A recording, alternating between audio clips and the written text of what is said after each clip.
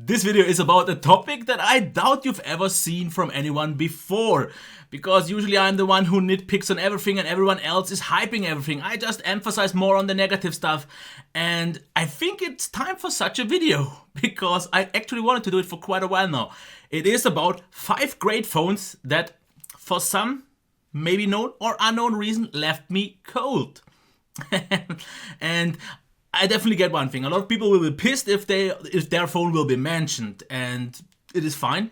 And I'm not saying that for a real particular reason it is bad, because after all I wouldn't call it 5 great phones otherwise. But there is something about these phones, and a few things will always be very similar. You will hear one thing quite often, display, and the second thing, the design. So this will reoccur a few times throughout the video, but then there's always this kind of unknown factor, more gut feeling, personal preference that just left me cold. So let's start actually with the very first phone that achieved that title for me. And I've said it in every review of those phones that I had this issue with. The Nexus 6P. Great phone? Yes. Left me cold? Yes. Why? First of all, the design. I found it to be just way too big for its display size, not just for its size in general, but I think it was just way too wide. The design didn't work. The in-hand feel was just odd. Otherwise, absolutely fine. And the second thing already is the display. The out-of-the-box calibration was, in my opinion, way too warm. I know there is an sRGB mode that was way more natural and accurate, but I don't want that actually on a phone. So even though that mode was there, I thought that one also wasn't quite the right thing. If I wanted to be happy with that phone, I'm pretty sure I would have just had to use a custom kernel and adjust it to my preference, getting more closer to something that I enjoy. Then there is the sound. Absolutely nothing to complain here. Performance was absolutely top, maybe for games. Sometimes it got quite warm, didn't really bother me at all. The next thing though that I didn't find to be all that great was the battery life, and I think a few people will agree it's not amazing. It's totally enough to get you through the day, or at least me, in my normal use. But having reviewed so many phones, I know it is possible to be better here. Otherwise, the software was a little bit too boring for me, but that's why I would have just used a custom ROM anyways. So along with that, with the great camera, this makes a great package after all. That just left me cold, and I really can't express why exactly. If I would have had to nail it down, I would say display and the design. And maybe a little bit of this unknown factor that I've talked about. Now, the second phone that got that title was already the HTC 10. And yes, now a lot of people say, what? No, it's one of the best. It is one of the best phones of 2016s, but it's of course also one of the most underrated ones. And I think one of those reasons actually is the price. And I usually in this category or in this video won't really factor in the price, but in this specific point I have to, because it was just way too expensive at that point for what it offered compared to something like an S8 that was, an S7 that was similarly priced, but after all, Samsung. HTC just doesn't have that name yet or anything like that, especially for normal consumers, for the geeks of course. And then there was the design. I found it also to be a little bit too wide. Perfect build and everything else, and to that I won't complain about, but they could have made it more compact. And actually my bigger gripe was the display. Not saying it wasn't a high quality display, but there is something, and I've noticed this I think already on the HTC M9, there is something weird about HTC's calibration.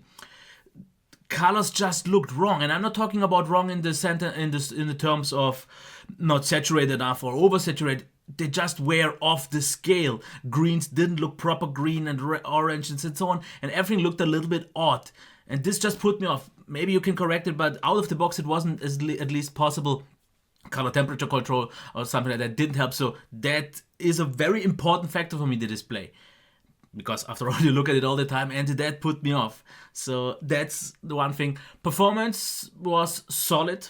Absolutely no problems. It was very good. Maybe not perfect, but still. The sound, even though I wasn't the biggest fan of the new boom sound arrangement, it was totally fine enough and was happy. And yeah. And of course we had pretty much the best headphones, or the headphone jack. Battery life was actually surprisingly good for my use, so no complaining here at all. Software wasn't bad, it didn't quite particularly catch me. It fell off because it looked like stock, but it didn't behave like stock, even though everyone said now they are like stock. It didn't feel like that for me, but this was not a big problem. And then the camera, which was absolutely solid. So once again, to nail it down, design and the display put me off, and you will hear this throughout the rest of the review or the video maybe a little bit more often, but Those are two very important things for me, and I get for everyone who's not really all that centered or focused on that, you won't mind it, but accept my opinion and I definitely will accept yours. Now the next phone, just to get right in the order, is the Huawei P9 Plus. Design as well. But you would say, why? You are a big fan of the Huawei P9, why not of the P Plus? Because I don't think the design of the P9, just blown up bigger, did work. It felt weird. And I'm not saying it felt white or anything like that. It just felt like the flat back on such a big device with the rounded sides felt awkward in the hand.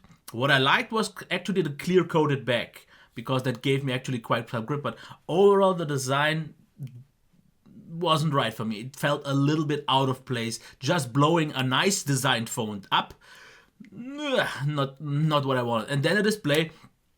Back then I've said it, and it's actually weird because I've complained about it only being 1080p AMOLED and not being super sharp, and I've seen actually pixels and so on.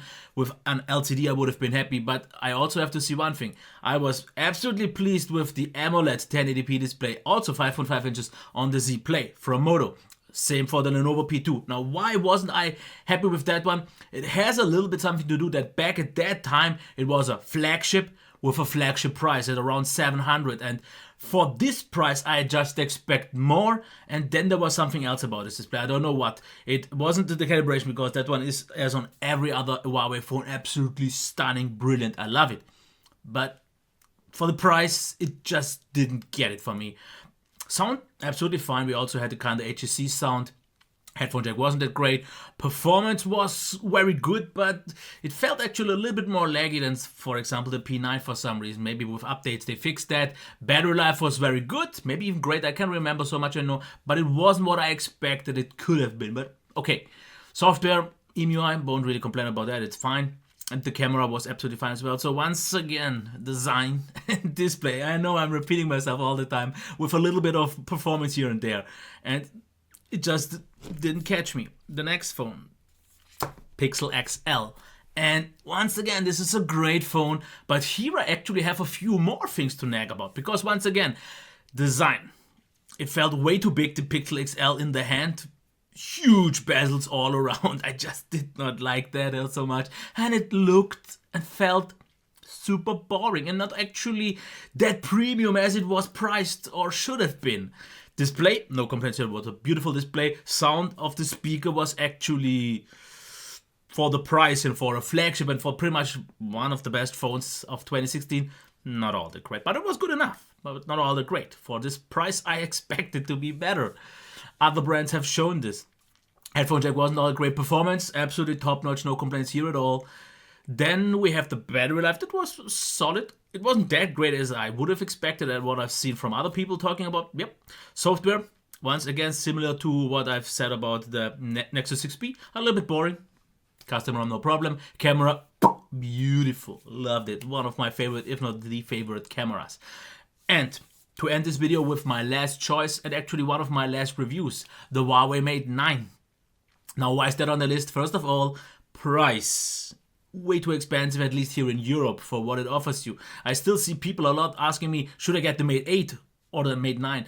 If you want the better value, just get the 8. It has a lot of the same qualities, because design I won't complain at all about. It is beautiful, it feels great, super premium.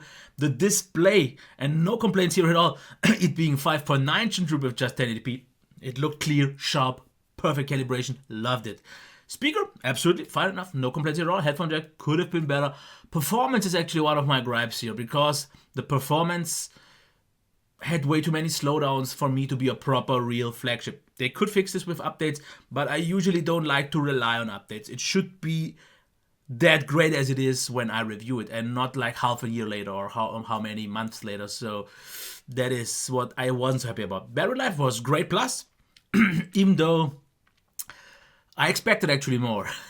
Maybe I had too high expectations, but it was great, absolutely. Camera was great. So once again, here to nail it down, actually mostly the performance and the price here in that regard. But those were the phones that left me cold.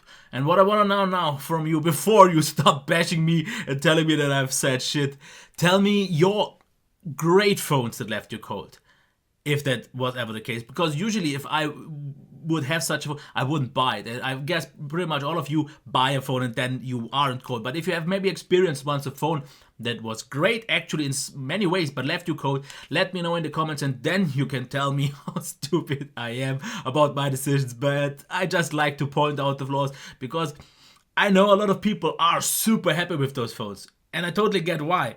But this is just me talking about why I wasn't impressed, but I totally get it. After all, my positive reviews just show that. Okay, that would have been it.